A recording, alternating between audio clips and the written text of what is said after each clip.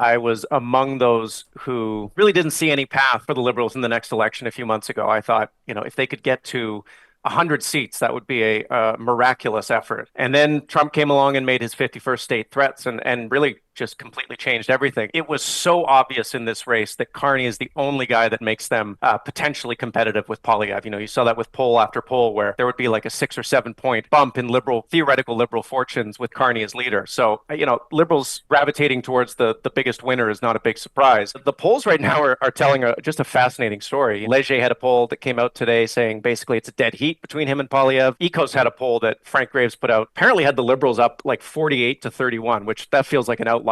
You never know. He was right. He was the first guy to catch the shift away from Poilievre. So things are changing very fast. Anything from a conservative majority to a liberal majority is now in play. It really depends on whether Pierre Poilievre can shift into a different gear. The guy is still trying to litigate the election frame that he had over the last 2 years. Carbon tax, Trudeau, Canada's broken. These are all the problems with this country. And Canadians right now really are not interested in that. They are interested in who is going to protect us from this giant orange menace in the South. His base, the people that he brought into the Conservative Party that sort of really make up his most ardent supporters, sound an awful lot like Trump supporters. They are basically MAGA light folks. Listen to Jordan Peterson, listen to Joe Rogan, love cryptocurrency, hate woke things, hate the World Economic Forum. That is the meat of his base. That is now the very thing that Canadians are reacting negatively to. They are recoiling from that sort of political energy. He has a third of his party that thinks Donald Trump is doing a good job right now, not 2 months ago, right now, after all the threats.